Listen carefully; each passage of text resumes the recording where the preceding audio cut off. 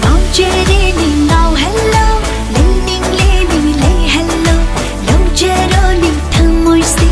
manjalangi oijaro. Ngaojarene Ngaohallo, leaning lay hello.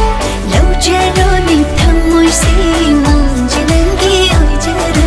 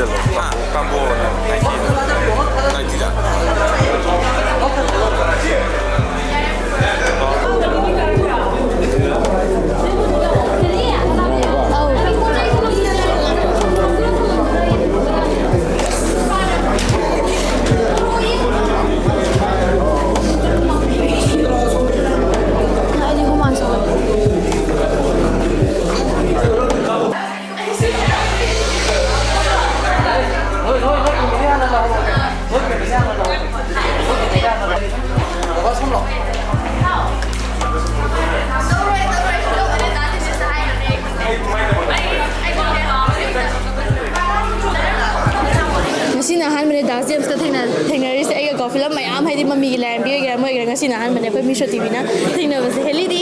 second time ne ko ado yam nungai sumaina da James han ro baje masak se aseng bode su hen faze faza rela faza ne kamai to ge da James han boy ram ni sumaina isai ga han ro pum se kamai hoi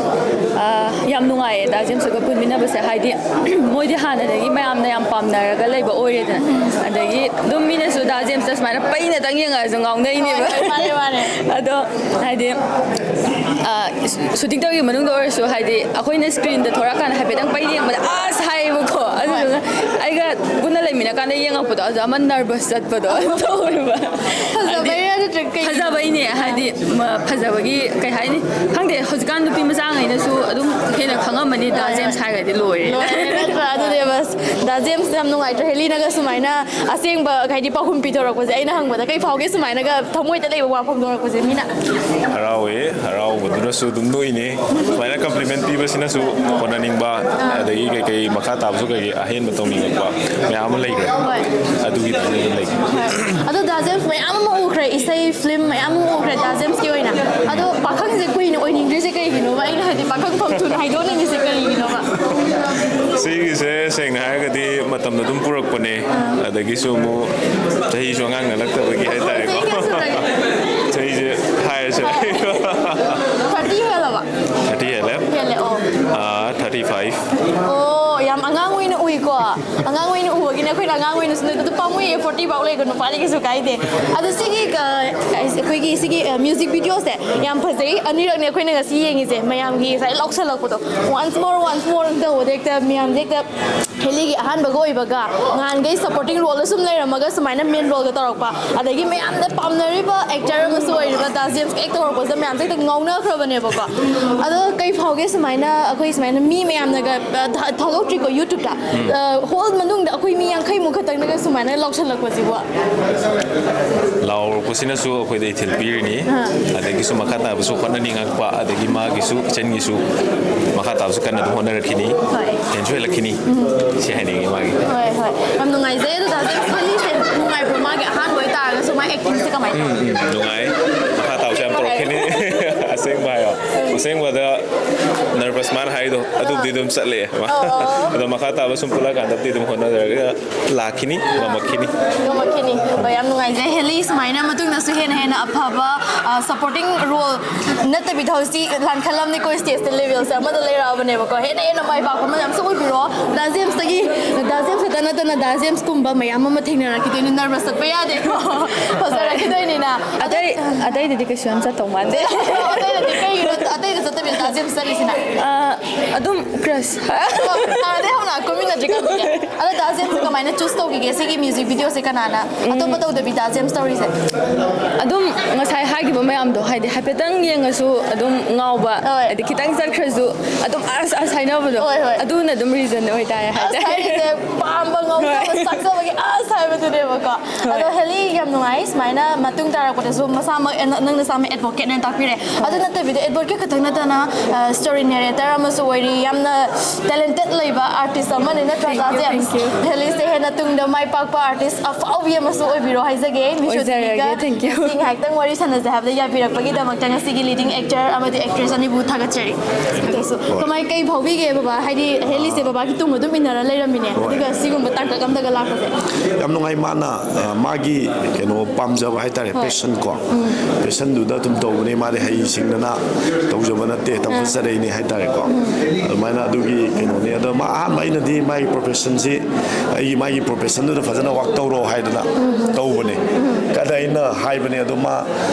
ꯑꯩꯁꯨ ꯍꯥꯏꯇꯥꯔꯦ ꯅꯍꯥꯟꯋꯥꯏ ꯑꯉꯥꯡ ꯑꯣꯏꯔꯤꯉꯩꯗꯒꯤ ꯍꯧꯅ ꯑꯩꯁꯨ ꯑꯥꯔꯠꯁꯦ ꯌꯥꯝ ꯄꯥꯝꯕ ꯑꯩ ꯏꯁꯥꯃꯛꯁꯨ ꯔꯦꯗꯤꯑꯣꯒꯤ ꯑꯦꯛꯇꯔꯅꯤꯀꯣ ꯑꯗꯒꯤ ꯐꯤꯂꯝ ꯑꯃꯅꯤꯁꯨ ꯁꯨꯝ ꯌꯥꯎꯈꯤꯕꯗ ꯑꯩꯅ ꯏꯕ ꯑꯩ ꯗ꯭ꯔꯃꯥ ꯄ꯭ꯂꯦ ꯔꯥꯏꯠꯁꯨ ꯑꯣꯏꯕꯅꯦ ꯑꯩꯁꯦ ꯑꯗꯨꯃꯥꯏꯅ ꯑꯣꯏꯕꯗ ꯑꯩꯒꯤ ꯀꯩꯅꯣꯁꯦ ꯑꯩꯅ ꯊꯕꯛꯅ ꯑꯩꯒꯤ ꯁꯤꯟꯐꯝꯁꯤꯅ ꯉꯝꯈꯤꯗꯕꯗꯣ ꯃꯉꯣꯟꯗꯗꯤ ꯐ꯭ꯔꯤ ꯈꯔ ꯑꯗꯨꯝ ꯇꯧꯔꯁꯅꯨ ꯑꯩ ꯃꯥ ꯄꯥꯝꯖꯕꯗꯣ ꯑꯗꯨꯝ ꯇꯧꯔꯁꯅꯨꯅ ꯑꯗꯨꯝ ꯑꯩ ꯈꯔ ꯊꯥꯗꯣꯛꯑꯦ ꯑꯗꯨꯒ ꯃꯥꯒꯤ ꯐꯥꯔꯁ ꯑꯍꯥꯟꯕ ꯗ꯭ꯔꯃꯥ ꯀꯣ ꯁꯤ ꯑꯩꯅ ꯏꯕ ꯗ꯭ꯔꯃꯥ ꯍꯥꯟꯅ ꯀꯨꯝꯈꯤ ꯍꯥꯏꯇꯥꯔꯦ ꯑꯩꯒꯤ ꯗ꯭ꯔꯃꯥꯁꯤ ꯏꯍꯥꯟꯍꯟꯕꯗ ꯑꯩꯅ ꯇꯨꯝꯗ꯭ꯔꯤꯉꯩ ꯍꯥꯏꯁꯦ ꯁ꯭ꯇꯦꯖ ꯄ꯭ꯂꯦꯗꯀꯣ ꯑꯍꯥꯟꯕ ꯁꯥꯎꯠ ꯃꯅꯤꯄꯨꯔ ꯗ꯭ꯔꯃꯥ ꯐꯦꯁꯇꯤꯚꯦꯜꯗ ꯌꯥꯎꯕꯅꯦ ꯕꯥꯁꯤꯈꯣꯡ ꯗ꯭ꯔꯃꯥꯇꯤꯛ ꯑꯦꯁꯣꯁꯤꯌꯦꯁꯟꯅ ꯁꯥꯟꯅꯕ ꯗ꯭ꯔꯃꯥ ꯍꯧꯖꯤꯛꯁꯨ ꯌꯨꯇ꯭ꯌꯨꯕꯇ ꯐꯪꯕꯅꯦ ꯑꯗꯨꯒꯤ ꯗ꯭ꯔꯃꯥꯁꯤꯗ ꯏꯍꯥꯟ ꯍꯥꯟꯅ ꯇꯧꯕ ꯑꯗꯨ ꯅꯠꯇꯅ ꯌꯥꯝ ꯆꯥꯏꯜꯍꯨꯗ ꯃꯥꯒꯤ ꯑꯉꯥꯡ ꯑꯣꯏꯔꯤꯉꯩꯗꯗꯤ ꯑꯩꯅ ꯏꯕ ꯗ꯭ꯔꯃꯥ ꯃꯆꯥ ꯃꯆꯥꯗꯀꯣ ꯑꯗꯨꯝ ꯏꯈ꯭ꯔꯦ ꯍꯥꯏꯇꯥꯔꯦ ꯃꯥ ꯀ꯭ꯂꯥꯁ 3-4ꯗꯒꯤ ꯑꯗꯨꯝ ꯑꯦꯛ ꯇꯧꯕ ꯍꯧꯔꯦꯕ ꯑꯩꯅ ꯁꯨꯝ ꯀꯩꯅꯣ ꯇꯧꯃꯤꯟꯅꯈꯤꯕ ꯑꯩꯅ ꯁꯨꯝ ꯏꯔꯒ ꯈꯔ ꯁꯨꯝ ꯇꯧꯍꯟꯈꯤꯕ ꯍꯥꯏꯇꯥꯔꯦꯀꯣ ꯑꯗꯨꯃꯛꯇꯤ ꯂꯩ ꯑꯗꯨꯒ ꯃꯥꯅ ꯀꯩꯅꯣ ꯑꯣꯏꯔ ꯇꯤꯅꯦꯖꯔ ꯑꯣꯏꯔꯕ ꯗꯦꯟ ꯑꯦꯗꯣꯂꯦꯁꯦꯟꯁ ꯄꯦꯔꯦꯠꯇ ꯂꯥꯛꯀꯥꯟꯗꯗꯤ ꯑꯩꯅ ꯌꯥꯔꯤꯉꯩ ꯇꯧꯗꯅꯕꯁꯦ ꯑꯩ ꯊꯤꯡꯉꯦꯕ ꯀꯩꯅꯣꯗ ꯉꯁꯥꯏꯒꯤ ꯃꯥꯒꯤ ꯑꯃ ꯂꯩꯔꯤꯁꯤꯅ ꯆꯥꯅꯤ ꯊꯛꯅꯤꯗ ꯂꯥꯏꯔꯤꯛ ꯄꯥꯅꯤꯒ ꯈꯟꯗꯕꯤ ꯑꯃꯠꯇ ꯂꯨꯞꯁꯟꯈꯤꯕꯀꯣ ꯑꯥꯔꯠꯇ ꯑꯗꯨꯝ ꯂꯨꯞꯁꯟꯈꯤꯕꯗꯣ ꯑꯗꯨ ꯇꯧꯀꯥꯟꯗ ꯃꯥꯒꯤ ꯏꯖꯨꯀꯦꯁꯟꯒꯤ ꯀꯦꯔꯤꯌꯔꯗ ꯈꯔ ꯏꯐꯦꯛ ꯇꯧꯔꯛꯀꯗ꯭ꯔꯥ ꯍꯥꯏꯕꯁꯤ ꯑꯩꯅ ꯁꯨꯝ ꯈꯟꯗꯅ ꯈꯔ ꯊꯤꯡꯈꯤꯕꯅꯦ ꯑꯗꯨ ꯑꯥꯐꯇꯔ ꯒ꯭ꯔꯦꯖꯨꯑꯦꯁꯟ ꯃꯥꯒꯤ LLB ꯂꯣꯏꯔ ꯃꯇꯨꯡꯗ ꯃꯥꯁꯤ ꯑꯩꯅ ꯑꯗꯨꯋꯥꯏ ꯂꯣꯏꯔꯀꯥꯟꯗ ꯈꯔ ꯑꯗꯨꯝ ꯇꯧꯔꯣ ꯑꯗꯨ ꯃꯔꯛꯇꯗꯤ ꯈꯔ ꯄꯦꯁꯟ ꯑꯣꯏꯅ ꯈꯔ ꯍꯣꯕꯤ ꯑꯣꯏꯅ ꯌꯥꯎꯔꯣ ꯍꯥꯏꯅ ꯍꯥꯏꯕꯅꯦ ꯄ꯭ꯔꯣꯐꯦꯁꯟ ꯑꯣꯏꯅ ꯇꯧꯒꯅꯣꯅ ꯑꯗꯣ ꯍꯧꯖꯤꯛ ꯃꯥ ꯈꯔ ꯑꯗꯨꯝ ꯃꯥꯅ ꯄꯥꯝꯖꯕꯩ ꯈꯔ ꯁꯨꯝ ꯇꯧꯕꯗ ꯑꯩꯈꯣꯏꯅ ꯁꯨꯝ ꯈꯔ ꯁꯞꯄꯣꯔꯠ ꯇꯧꯕ ꯍꯥꯏꯗꯨꯅꯤ ꯊꯣꯏꯗꯣꯛꯅ ꯀꯩꯁꯨ ꯀꯩꯅꯣ ꯅꯠꯇꯦ ꯍꯧꯖꯤꯛꯇꯤ ꯑꯩꯅ ꯔꯦꯁꯇ꯭ꯔꯤꯛꯁꯟꯗꯤ ꯀꯌꯥ ꯀꯩꯁꯨ ꯂꯩꯇ꯭ꯔꯦ ꯍꯥꯏꯇꯥꯔꯦ ꯃꯥ ꯇꯧꯅꯤꯡꯉꯦ ꯑꯗꯨꯝ ꯇꯧꯔꯣ ꯍꯥꯏꯅ ꯑꯗꯨꯃꯥꯏꯅ ꯇꯧꯔꯒ ꯁꯨꯝ ꯇꯧꯕꯅꯦ ꯑꯗꯨ ꯁꯤ ꯃꯌꯥꯝ ꯂꯥꯛꯇꯅ ꯉꯁꯤ ꯑꯍꯥꯟꯕ ꯃꯥꯒꯤ ꯀꯩꯅꯣ ꯑꯦꯜꯕꯝꯁꯤꯃ ꯔꯤꯂꯤꯁ ꯇꯧꯕꯗ ꯃꯌꯥꯝ ꯌꯥꯎꯕꯤꯗꯅꯀꯣ ꯃꯌꯥꯝ ꯑꯩꯈꯣꯏ ꯏꯟꯚꯥꯏꯠ ꯇꯧꯔꯨꯕ ꯈꯔ ꯑꯗꯨꯝ ꯂꯥꯛꯄꯤꯗꯅ ꯇꯧꯔꯤꯁꯦ ꯌꯥꯝ ꯐꯩ ꯃꯄꯨꯡꯁꯨ ꯐꯥꯕ ꯑꯃ ꯑꯣꯏ ꯀꯩꯅꯣꯁꯤꯡꯁꯦ ꯑꯗꯨꯝ ꯇꯧꯔꯀꯥꯟꯗ ꯃꯌꯥꯝꯅ ꯃꯇꯦꯡ ꯄꯥꯡꯕꯤꯔꯤꯁꯦ ꯁꯤ ꯃꯉꯥꯏꯔꯦ ꯑꯩꯈꯣꯏ ꯀꯩꯝ ꯍꯥꯏꯇ꯭ꯔꯦ ꯁꯩ ꯍꯦꯟꯅ ꯑꯗꯣ ꯍꯥꯏꯗꯤ ꯄꯥꯕꯨꯡ ꯍꯦꯂꯤꯁꯦ ꯃꯔꯥꯏꯕꯛ ꯐꯩꯀꯣ ꯄꯥꯕꯨꯡꯒꯤ ꯃꯆꯥ ꯑꯣꯏꯅꯁꯨ ꯐꯪꯖꯕꯒꯤ ꯑꯗꯨꯒ ꯍꯦꯂꯤꯅꯁꯨ ꯄꯥꯕꯨꯡꯁꯦ ꯍꯦꯂꯤꯒꯤ ꯄꯥꯕꯨꯡ ꯑꯣꯏꯅ ꯐꯪꯖꯕꯒꯤ ꯑꯗꯨꯒ ꯃꯤꯁꯣ ꯇꯤꯚꯤꯗ ꯄꯥꯕꯨꯡ ꯏꯟꯇ꯭ꯔꯣꯗ꯭ꯌꯨꯁ ꯑꯝꯇꯪ ꯇꯧꯕꯤꯌꯣ ꯍꯥꯏꯗꯤ ꯉꯁꯥꯏ ꯑꯥꯔꯠꯀꯤ ꯂꯝꯗ ꯄꯥꯕꯨꯡꯁꯨ ꯑꯃꯅꯤ ꯑꯗꯣ ꯃꯌꯥꯝꯅ ꯑꯩꯈꯣꯏꯅ ꯍꯧꯖꯤꯛ ꯑꯩꯈꯣꯏꯒꯤ ꯃꯇꯝꯗꯗꯤ ꯄꯥꯕꯨꯡ ꯊꯥꯏꯅ ꯃꯇꯝ ꯍꯥꯏꯇꯥꯔꯦꯀꯣ ꯊꯥꯏꯅ ꯃꯇꯝ ꯍꯥꯏꯕꯗꯤ ꯄꯥꯕꯨꯡꯒꯤ ꯃꯇꯝ ꯑꯃ ꯂꯩꯔꯝꯃꯤꯅꯦ ꯍꯧꯖꯤꯛꯀꯤ ꯄꯥꯕꯨꯡꯅ ꯑꯣꯏꯔꯝꯃꯤꯕ ꯑꯥꯔꯠꯀꯤ ꯂꯥꯏꯟꯗ ꯑꯗꯣ ꯍꯥꯏꯗꯤ ꯄꯥꯕꯨꯡꯕꯨ ꯈꯪꯅꯤꯡꯕꯁꯨ ꯃꯌꯥꯝ ꯂꯩꯔꯝꯗꯣꯏꯅꯦ ꯍꯧꯖꯤꯛꯇ ꯁꯛꯁꯦ ꯑꯣꯜꯂꯛꯄꯒꯤꯅꯦ ꯑꯗꯨ ꯄꯥꯕꯨꯡ ꯃꯤꯁꯣ ꯇꯤꯚꯤꯒꯤ ꯊ꯭ꯔꯨꯗ ꯑꯝꯇꯪ ꯏꯟꯇ꯭ꯔꯣꯗ꯭ꯌꯨꯁ ꯇꯧꯕꯤꯌꯨ ꯌꯥꯝ ꯅꯨꯡꯉꯥꯏ ꯃꯤꯁꯣ ꯇꯤꯚꯤ ꯑꯍꯥꯟꯕꯗ ꯁꯤꯒꯤ ꯏꯟꯇꯔꯚ꯭ꯌꯨ ꯑꯃ ꯑꯩꯕꯨ ꯂꯧꯕꯤꯕꯒꯤꯀꯣ thanks to Miso TV for having this wonderful interview with me ꯑꯩ ꯕꯥꯏ ꯄ꯭ꯔꯣꯐꯦꯁꯟ ꯑꯩꯁꯦ ꯑꯦꯗꯚꯣꯀꯦꯠ ꯀꯣ supreme court and high court ꯑꯩ ꯄ꯭ꯔꯦꯛꯇꯤꯁꯤꯡ ꯑꯦꯗꯚꯣꯀꯦꯠ ꯑꯃꯅꯤ ꯑꯗꯨꯒ ꯇꯤꯚꯤ ꯆꯦꯅꯦꯜ ꯈꯨꯗꯤꯡꯃꯛꯀꯤ ꯑꯩ ꯄꯦꯅꯦꯂꯤꯁ ꯑꯣꯏꯕꯅꯤ ꯗꯤꯁꯀꯁꯟ ꯑꯗꯨꯃꯥꯏꯅ ꯑꯌꯥꯝꯕ ꯌꯥꯎꯋꯤ ꯑꯗꯨꯒ ꯑꯩꯅ ꯏꯖꯕꯗꯤ ꯑꯩ ꯑꯥꯔꯠꯁꯤ ꯌꯥꯝ ꯄꯥꯝꯅ ꯍꯧꯔꯛꯈꯤꯕ ꯍꯥꯏꯇꯥꯔꯦ ꯉꯁꯥꯏꯒꯤ ꯁꯦꯜꯐ ꯏꯟꯇ꯭ꯔꯣꯗꯛꯁꯟꯗꯨꯗ ꯑꯩ ꯂꯩꯐꯝꯁꯦ ꯍꯧꯖꯤꯛ ꯊꯧꯕꯥꯜꯗ ꯂꯩ ꯊꯧꯕꯥꯜ ꯀꯤꯌꯥꯝ ꯁꯤꯐꯥꯏꯗꯀꯣ ꯑꯗꯨꯃꯥꯏꯅ ꯂꯩꯖꯔꯤ ꯍꯧꯖꯤꯛꯁꯦ ꯑꯗꯨꯒ ꯑꯩꯒꯤ ꯀꯩꯅꯣꯒꯤ ꯉꯁꯥꯏꯒꯤ ꯐꯤꯜꯁꯤꯗ ꯍꯥꯏꯇꯥꯔꯦ ꯉꯁꯥꯏ ꯑꯩꯕꯦꯝꯅ ꯍꯪꯕꯤꯈꯤꯕꯗோ ꯃꯥꯅꯗꯤ ꯑꯩꯒꯤ ꯏꯆꯥ ꯑꯣꯏꯅ ꯃꯥ ꯐꯪꯕꯅ ꯌꯥꯝ ꯃꯔꯥꯏꯕꯛ ꯐꯔꯦꯅ ꯈꯟꯕꯗோ ꯑꯩꯅꯗꯤ ꯑꯗꯨꯃꯨꯛ ꯅꯠꯇꯕ ꯍꯥꯏꯇꯥꯔꯦ ꯑꯩꯒꯤ ꯏꯆꯥ ꯑꯣꯏꯕꯗ ꯃꯥ ꯃꯔꯥꯏꯕꯛ ꯊꯤꯔꯕꯅꯤꯅ ꯈꯜꯂꯦꯕ ꯑꯗꯨꯒꯤ ꯀꯩꯅꯣꯁꯦ ꯀꯩꯅꯣ ꯍꯥꯏꯀꯥꯟꯗ ꯑꯩꯅ ꯌꯥꯝ ꯁꯦꯟ ꯊꯨꯝ ꯌꯥम ꯄꯥꯏꯗꯅ ꯃꯥ ꯄ꯭ꯔꯣꯗ꯭ꯌꯨꯁ ꯇꯧꯕ ꯉꯝꯗꯦ ꯃꯥꯕꯨ ꯄ꯭ꯔꯣꯃꯣꯠ ꯇꯧꯅ ꯍꯣꯠꯅꯕꯗ ꯑꯩꯒꯤ ꯔꯣꯜꯁꯦ ꯑꯩꯅ ꯂꯧꯖꯔꯤꯕ ꯔꯣꯜꯁꯦ ꯏꯠ ꯏꯁ ꯅꯣट ꯀꯩ ꯍꯥꯏꯇꯥꯔꯦ ꯏꯠ ꯏꯁ ꯚꯦꯔꯤ ꯃꯤꯌꯔ ꯍꯥꯏꯇꯥꯔꯦꯀꯣ ꯀꯩꯁꯨ ꯌꯥꯝꯅ ꯑꯆꯧꯕ ꯔꯣꯜ ꯑꯃ ꯂꯧꯕ ꯉꯝꯗꯦ ꯍꯥꯏꯇꯥꯔꯦ ꯍꯧꯖꯤꯛꯀꯤ ꯃꯇꯝꯁꯦ ꯂꯩꯔꯤꯁꯤꯗꯤ ꯑꯌꯥꯝꯕꯅ ꯄ꯭ꯔꯗꯛꯁꯟꯁꯦ ꯍꯣꯝ ꯄ꯭ꯔꯗꯛꯁꯟ ꯅꯠꯇ꯭ꯔꯒꯗꯤ ꯍꯦꯛ ꯌꯥꯗꯕ ꯂꯩꯕꯅꯤꯀꯣ ꯑꯗꯨꯕꯨ ꯑꯩꯒꯤ ꯑꯣꯏꯅ ꯍꯣꯝ ꯄ꯭ꯔꯗꯛꯁꯟ ꯇꯧꯒꯦꯅ ꯑꯩꯅ ꯈꯜꯂꯤꯉꯩꯗ ꯃꯌꯥꯝ ꯅꯨꯡꯁꯤꯕꯤꯗꯅ ꯐꯤꯂꯝ ꯑꯇꯩ ꯀꯣ ꯃꯊꯪ sum masi kumakidana haitare sumaya di mayam na khara khangmam ni oi haitare adu aina oina ai sai bdo aina lai tes aina oina pudok ning ba haitare producer je babung ne oining ba aina oining ba haitare amo promote towning bani adu gi duma aina jingam de adu most likely to be started from this year 2026 dadi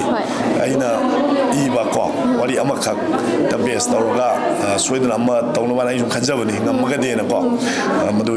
taibo mapuna adu gi sa sum piragadi ai mo tawge na dum khanjari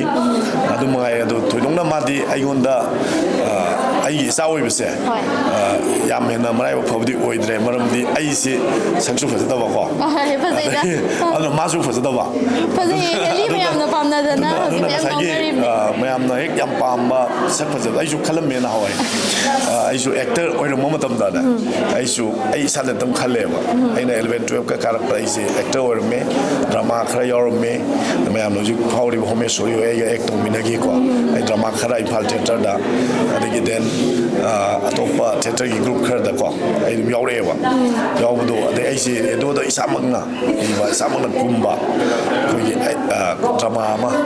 matham yening tha ma da YouTube ta dum phang mani diamond do na sandok ki bani adumai sum ek tawjaning bodo tawbu mayam do adum ngam gi de haitare matam matam du gi aduni lei bise da thoidongna koina haijaba dagi sak pajaba dagi sentum leibana tabnina mayam nuksi bi bodo wangai re koina ke mari ngai le haitare ko aduna let us see line ko ai puna kari tambi ge do magi career da adumai na kale haitare adhan ki 2026 ki handak chahi yoni resolution je babung gi di produce to base wari I have do heli gi damakta promotion to bodo adu oi tare handak chahi gi adumai na sum haitare so idana thungba so ore se babung koi khawrang na ngaijari misho tv gi viewers ne su khawrang na ngaijari haina su takpiro comment to biro babung heli yam na marai bu phai haina taksa gi agi site gi di babung na khanda taraga su ko aduna thagachari babung gumba babung phang base heli gi ne damakta di yam na laibak phai na haise thagachari production team ki baike de ki chamla bukdol se tamzari. It is our humble presentation.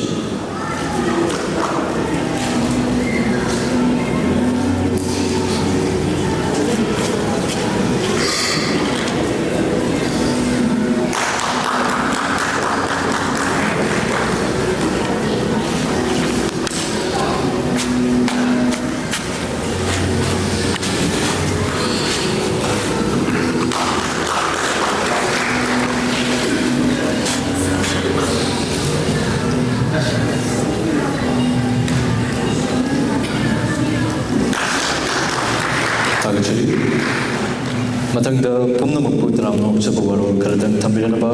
production team ki maiketaki kai kom nazariba filmmaker lohaiba music video album se release tawbagi thorom sida lengbi raiba halaman ichidinaw kwai pumna mukpu taramna ukchari loina na dice the lengsin biriba dignitary sing mathang oina hajarabada chief guest ki famfam lang the lengsin biriba thoksom hemo sing cmd panthobi housing finance company limited uripo president ki famfam lang the lengsin biribi ningthozam santi devi councillor ward number 15 thawal municipal council guest of honor ki famfam lang the lengsin biriba ki yamba akhoi ki oja ratan laitan them actor amadi hojik makidi mapam sida yobiraktriba guest of honor gi pampham lang da lengsin bigadaba ranjit puyam allies khak pakhuman vice president democratic people's front dpf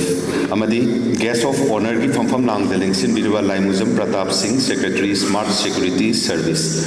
mayam puno mapu ngasi gi mami studio production na puthokchariba Ngaojarene Ngaohallo hairiba music video album releasing function sida taramna ukchari loina na akoi gi media gi chitinausing amadi lakpiriba khwai pumna makpu akoi gi music video album ase my partner release tawadu fawwa akoi gi isa gi famfam langdagi masi lengna dana aroiba faw mikopni adubu artist sing kala lambel da lady habaki paw birakli dais connection biriba oza singi tentak waro sing hanan thamina badolukchari formal gi thormasi matam yamna sang lozaroi mayamna khawrang biribasi music video ni habisi khangjai yarba makai tension jana bahna sage ahamda nasigi guest of honor moina election biriba kai komda sisi yamna nuaiba numit abakakni Thidokna Ngaojarene Ngaohallo hairiba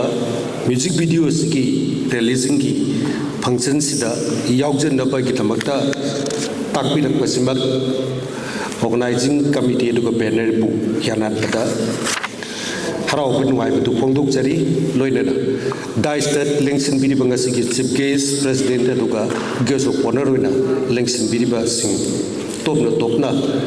ming panjedraga su purnam pu kurumjai loinana mang da lengsin biri ba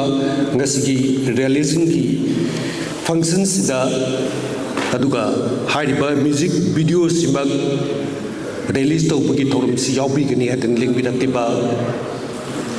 akibuju jam rakan takbi tambi bangam lagada bahalaman sing marumapang sing isi sal aluga artistic pumna pusu yanar maktada kurumjari tudokna ngasigi thorum sida yamna sangna kedokna ngangningai su tudokna leisede aduga yamna sangna su ku madam loksin basi chumde hena khali adu nilkantana asugumba music video sima release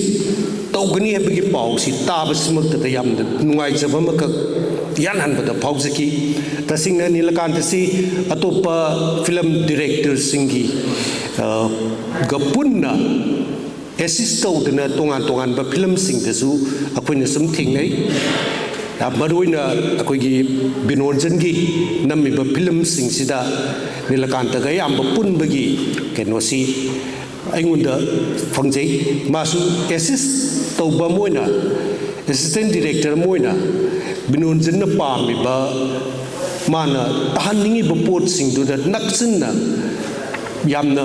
section na work toba aduga aikoina su tungya sa yamna tawjaba dugumlaba director makhakni maki mamangda music video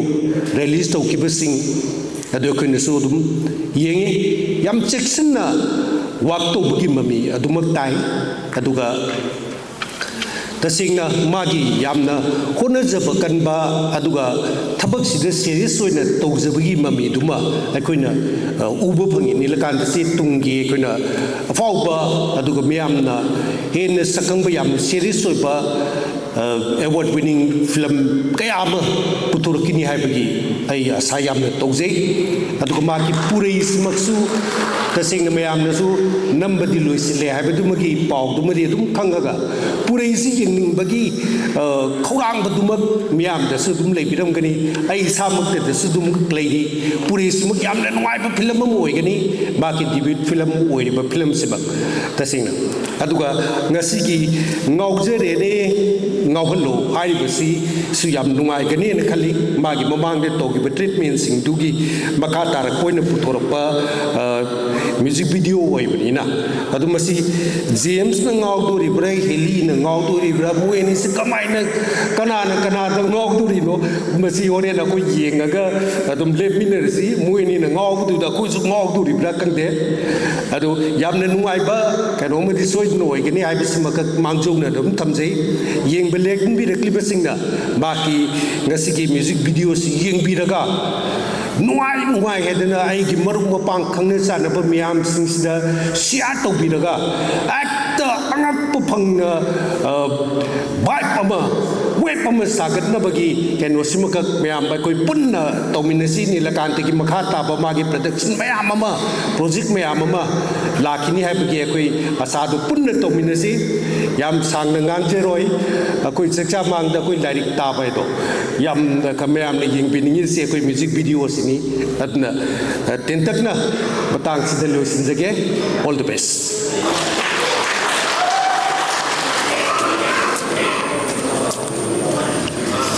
seriosa matangda ngasigi guest of honor masu oibiba ai to lai bi bo kono kamjare ngasi music video release to wi program masigi das kambiba suggest president guest of honor bo am te ga kono siri nena mang de simbiba by this sing artist sing kono bo kono no kamjare tasengna sugumba album mada ꯑꯩꯕꯨ release ꯇꯧꯕꯒꯤ programme ꯑꯁꯤꯗ invite ꯇꯧꯕꯤꯔꯛꯄꯁꯤ ꯌꯥꯝ ꯅꯨꯡꯉꯥꯏꯖꯩ ꯉꯥꯎꯖꯔꯦꯅꯦ ꯉꯥꯎꯍꯜꯂꯣ ꯍꯥꯏꯔꯤꯕ album ꯑꯁꯤꯒꯤ ꯑꯩꯈꯣꯏ ꯑꯦꯛ ꯇꯧꯕꯤꯔꯤꯕ ꯑꯩꯒꯤ ꯏꯆꯥꯅꯨꯄꯤ ꯍꯥꯏꯇꯥꯔꯦ ꯍꯦꯂꯤ ꯃꯩꯁꯅꯥꯝꯅ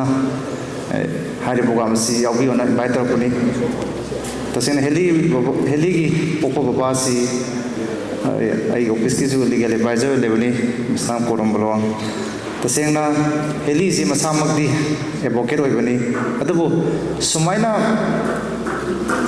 फिल्म दसु आर्टिस्ट अम ओइरपसे अदुबुति थागनिगाइनी तसेंगना मणिपुर दा आर्टिस्ट की मराइबक्से कदाइदनो हाइबा अचौबा हंनिगाइ होइ अदुमक वहंग लैतब नति तसेंना हाइबदा आर्टिस्ट असी इंडिया की नत्र बॉलीवुड की हॉलीवुड की अखोई येउरदी यामना चौबा मखोई रोल असी सेलिब्रिटी हाइतारे पृथ्वी द पावर स्टार मंगा द सिंगिबा पोसामनी अखोइना फिल्म स्टार सिंगसे अदना स्टार हाइस सिदेना पावर स्टार मंगा से पावर लेते पृथ्वी द अदना तसेंगना मणिपुर दा अखोई पिकर पॉपुलेशन असिदा सुमाइना आर्टिस्ट सिंगना होनादना मन प्रोड्यूसर सिंगना होना बिदना अखोई आर्टिस्ट से हिंदबा यादेना सुमाइना अवाना थीदना होना बिदिबा मसिगिदमक्ता अदि मसि film album मसिगी producer गिदमदा ओबो कुवांग कोबियो ngaojarene ngaohallo oi heli anauba helina mel rolorga abama oi puthorpasi mayam su support tobiyo loinana hauji hauji competition gi way adum lai album sing je handak level itana album mayam release tawi ada hauji hauji tasena isai si akoina waraga su tani nuairaga su tani aduna isai si adugmatik akoi kala da kwaidi wangi aduna fajab isai ma oirasunu loinana mayamna su hari isai sida lai sugumba album ma puthokpada koigi yamna adi awana thibidana sumaina hena mai pakpi lambi amda sangseleiba koigi aren culture si akoina hoji hoji ai gi la hena puthoni ngai gi wakanda aduna manipur gi aren culture sa hoke hargadi akoina ningana balaitana professional moina akoigi hariba field दा सत्ता मथौ तारे हाइन आइगी माइगेरी निसिंग की chief guest की परफॉर्म लांगदलिंग सिन बी बाय काय कम नजर गोजा Thokchom Hemo Singh CMD Panthoibi housing finance company limited report सर लेंसिन बिरकनी वहाई ngasi yai parba pungpam seda ai gi saibe ma heli maisna aduga ai gi saibe ngo james saikom ai de james ki spelling ki aroi de jet le se james jet haina paga ta haina hamjaram ba ai de normally is oina le na ba to ado yamna nungsiba James te yam kana khangna ba ujadri aduga isaibe mandi yamna ing matappa ma hek uda phanang humang sola su ing bu hek oyo adugi nungai ba ma phawi adu hena farakani phabasu oisno haina ai sebi mapu mahaki soronda khurumjari yam nungai si hol si around masi after 25 years kumbo remone si changarais after a very long gap ne adu si whole si ubada pungning si maram di akoina college tamjari ngai even BSc ka damatam do whole sing ji yang lawa pratap ta du ka kre this usa du ka kre imphal to kesa du ka kre asajina du ka kre totally it has been closed but it is very very unfortunate for all the film fraternity. Sigi damang the very shock.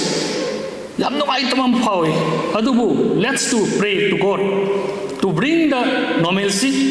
as early as possible. Ay koi jiwa ba the come thing about state amu ere. Yam no ay taba yam no so boy ba koi film artist mayam sina. Magi no ay na sa alam ba dagi mai magi sin pamji activities sa divert taw narakwa. Adubu ईश्वर खुरुमे हारगा अखोई होनाबदि लेप यादे hard work is a की to success हाइबनी ना कोई होनाब हाइबसे कोई लेप यादे अखोई मतम सोदरन लाकनी कमथेंग वारबनी ना कमथेंग एक्सट्रीमली नुआइबि तंजासु ईश्वर सोदर पिबिरकने हाइबगा साचेन थाजै अदो ngasigi sigumlaba video music ama nasai takpi hibaduni warabasi sai nuarabasi sai kala kudimaktagi sangit kala kudimakti aga toibasi sai ni isai sida mu ek yaw pakanda ti amu hena masigi nuaiba adoi wari wena haudok sagre ngasigi dais telengsin biriba president member sing kai kuna uchari adu lengsin biriba film artist sing adu lengbi reiba ahlaman yamna hallogi babu diyaudre si film sida koi da ha tne amana adu masai takpi ibaduni sidi lecture pi bagi tanjanate ai khoi khudima ki mieng mai onsi screen dani ai samakti haujaraga agi james haikom isanupa saibongo aduga heli maisnam chaibe ma ani gi ek ngasa habi gi waduni masi pa bada akoi da kitang haina da bum su phawre e sin haigadra ngauze rene ngauhal log haibsi adu yam nungai ba moirani isona sabi bo resano matung tarak pada hen na mating thokba hen masak naiba film puthokpasu ngambo isi hen na farakani habagi thajaba to sai na che na thajajari artist sing ayambadi yosin birakle minute amani dangi manungda yoraklani hena pau bibirakpasu yauri ngahaktang ngaizage waru biroi maragasda president ki warol karatang thabiranaba norukchari ikai komnazari bi madam ningthojam santi devi councillor ward number 15 na hagon jabagloina kokno na khuramjari loina na ngasigi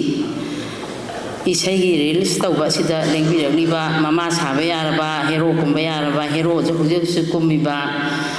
adegi bet kumba da mayam loi sure puna makku kai kumda bu sari ai koi hojik aina yamna ngangjadre su Sukes president keso honor kung chui kai kumda bu sari loina na ngasigi ai koi gi heli hari bangang je pisak piklingai degi hauna ma se art ka sukimatik thawai yaujarakpa nga ama oiba yamna pi'ngai dagi laikai gi sport ta kari dai koina mana oining ba ohemba matamda adu ma prize lawrag laki ba nga amani adubu mang art ta yamna changjalakpida koisu makhoi gi pungning thogat piba kala so koisi yamna kala amati art ko yamna pamjaba misak amani ai gi isuni adu isanupi yanupana mana pamjari ba khuding mak taw masa advocate oina ma masigi lam sida pammi haidana hauji mana kanna changsalai ba sida mayamna su sojok pibiyu aduga aikhoi gi ngasigi isunupi ga isei naminari bai koi gi hero haijaba tare ngasai koi se case na haibi khibado adumangni aina su khanjarami bise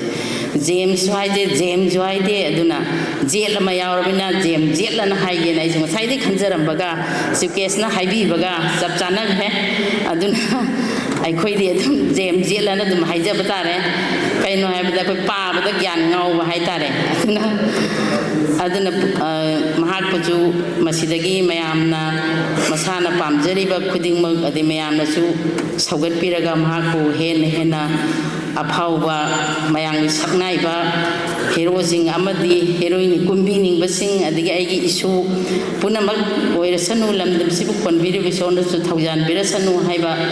wafam ji thamjaraga aigi madang sidi pomnamakna khaurang na ngai biriba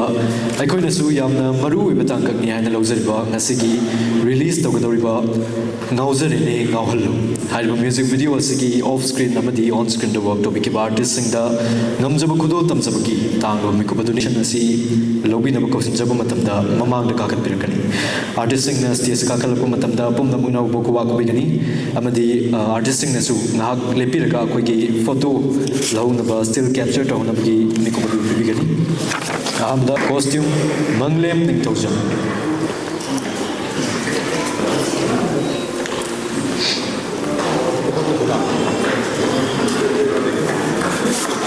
Ngasigi guest of honor ki perform langdeling simbiliba oza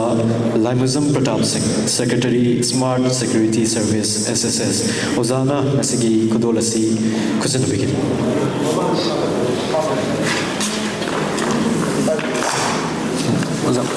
Oza mamang di pak.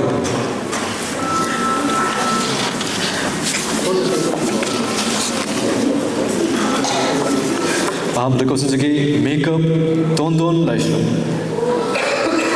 Music videos there yaw characters singi iman khanga makeup to bikiba realistic effect special effect makeup the kunchalaba makeup artist ni don laishlo. Asigi guest of honor na certificate question abili matang link simrikani assistant makeup Herozit Mayengbo. We are delighted to welcome our assistant makeup artist whose creative artistry and attention to detail have beautifully enhanced the characters and visual appeal of this video. Thagachari, Herozit Mayengbo. Matang Simrikani costume Manglem Ningtojam. Location ki matunginna mafam matam leram liba set lighting ka chana na character kaya gi costume arrangement ki thawtang ro biru mission ni costume Manglem Ningtojam. Tangan next sagi transport Naubi Laishma. Choreographer Leo Yumna. Equipment Next Image Info.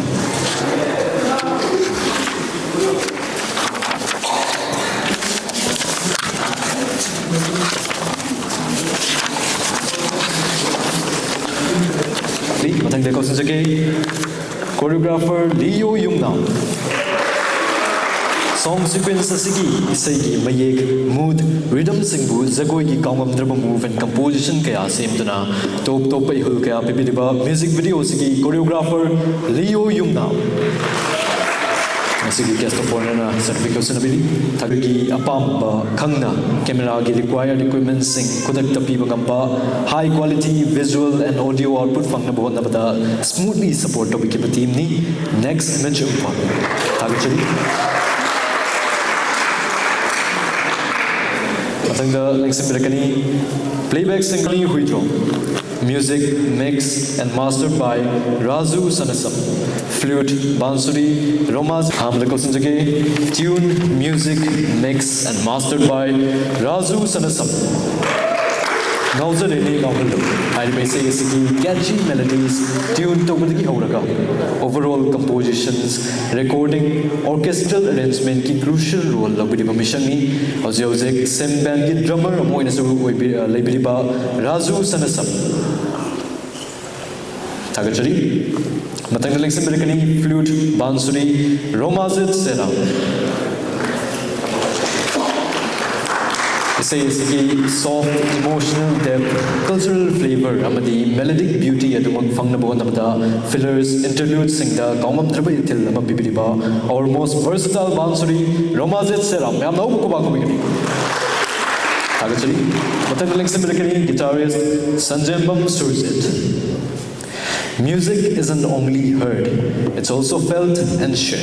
Ngasigi Ngaojarene Ngaohallo. Haiba musical creation asida strings ki through the isigi mood and emotion habiba guitarist ni. Joining us on the stage, our dynamic guitarist Sanjembam Surzit. Abung Moirangte, editor and colorist Jason G, assistant director Kosanjage, assistant director Kanta Moirangte. Director na pamliba adu fangnaba makeup, light, costume, camera na singba tungan department singa pau faudok faujin tobadagina set up before taking rehearsal ki thabdang no bidiba assistant director ni Kanta Moirangte me amna ko ba ko bigini tagachari cinematographer Alam Thani. Amtangan next again special appearance Kalpana Mishna. Subtitler Binoranjan Noina. Cinematographer Alam Thani.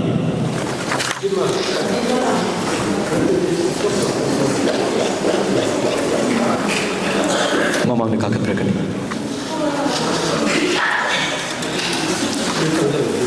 The special appearance Kalpana Mishna. Memorable short role in a music video was the Sarup Yarbi, Akoina Tungya Sayam Natozerbi artist ni, Kalpana Mishna, Nasigi President na, Honor Tozeri, Miamna Ubaku Bini. Matanga subtitler Binoranjan Oina 11th Manipa 2023 Amadi 2nd Northeast India Film Festival Manipurda Best Screenplay Award honor Taurak Padanatana Langdayama Hariba Film Asida 9th Brahmaputra Valley Film Festival 2024 ki Best Director ki awards honor Taukraba Music Video ki subtitler Binoranjan Oina Matanga Link Sambilakani Cinematographer Alam Thani Sokru ba Tengu bada sana oran bagamba Maithong yamba Manipur film ki cinematographer ni editor ni production controller ni technical coordinator ni ngasigi music video asikina cinematographer Alam Thani Pomna makina Khan Lee Maishna director and lyricist Nilakanta Talk Show Nilakanta Talk Show Nasigi chief guest ki from Langdaling Simbiboza Talk Show Hemo Singh CMD Pantubi Housing Finance Company Limited report Ozana Kudolasi kusana begini Amr question jage leading actor James Psycho Mamal Naidu Tamoy Mona Shingao Lakpa film singer si Miamna Yamna Pamna Kiba Akogi film gi producer director singer su actors in a bukum lagati film adu sungsoi so then hit wegani aduna panariba ngasigi music video sigi leading actor James Psycho Nungshi Bay ne Nungshi Man Bay film asi mayam so idana yengbiramani film aduda supporting role act obada yamna singtana kibi loina drama fungawari kaya gi narrator amazu oibi music video sigina leading actress Haley Mashna namna bukuba ko bigini tagachu matang lengsim bilkani director and lyricist Nilakanta Talk Show 2017 dagi ngasi fauba isai baye kuntra gi matakte ikre mamangda hu khare haribu music video asi mai pakna direction bikrabutungda maki latest mayek amasu oiba Ngaojarene Ngaohallo haribu music video asi gi director ni myamna bu kuba ku bigini nilaka tagachari Miwe mamam Lexin Brekani, Team Masiki, Amtanga Nexin Zage, media partner, Miso TV, Amadi, media partner, Art Film Manipur, Miwe mamam Lexin Brekani. Miso TV. Thank you for effectively tracking audience reaction and providing valuable analytics, feedback, and reports. Tagachari Miso TV, Myamno Bukuba Kubigani. Tagachari. Media partner Art Film Manipur. We appreciate your coordination with the music videos, publicity and PR team to ensure approval prior to releasing sensitive contents. Tagachari Art Film Manipur, Myamna Kogi media partner ki tamata obu kubamte kubigini. Tagachari. Sir, adumak lebi kigani. Matang sidi music video asi Myamda question na bagi tanza adu yaurakle. Ikai kum nazariba ngasigi chief guest na music video asi release amadi ngasigi music video asi release tawi. Amtanga learning sing zage music video asi Myamda question na bagi tanza adu yaurakle. Ikai kum nazariba ngasigi chief guest na music video asi release tawi gani. Function president guest of honor gi from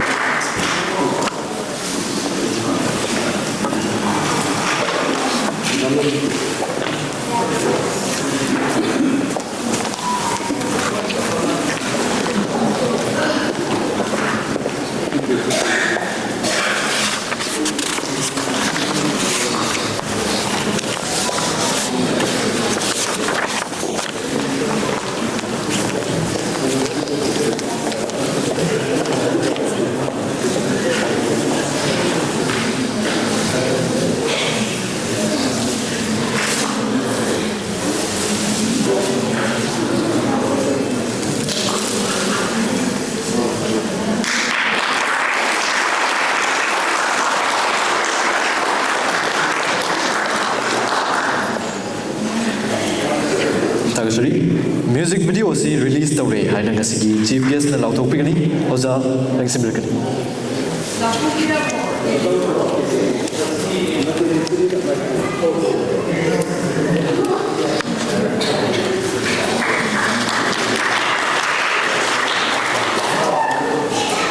ngasigi music video Ngaojarene Ngaohallo moment याइफरब पुंफम release तौजरे thank you very much Siddhananda Sarangtem, Literary and Publication Secretary, Musu, Koigi special thanks to na. Mayam na uwam tang kubigani. Siddhananda Sarangtem. Matanda Konthozam Jolison, CR Mass Communication. Mayam na uwam tang kubigani. Special thanks.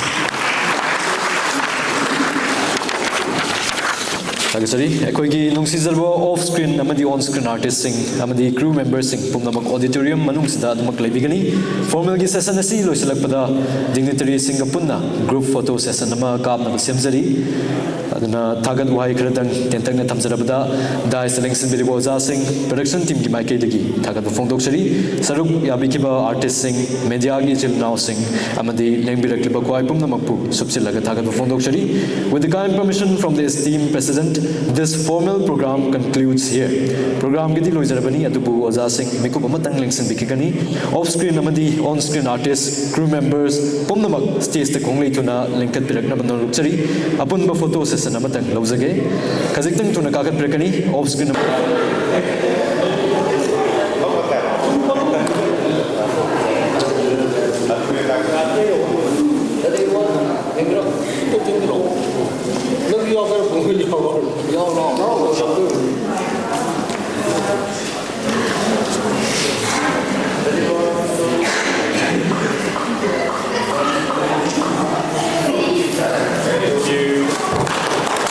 Lautok sanaba minute amaniki matam lozage pumnamapu yayubali tantemna amukana kurumzari hauzik lobirasi mami production na putokpi sariba Ngaojarene Ngaohallo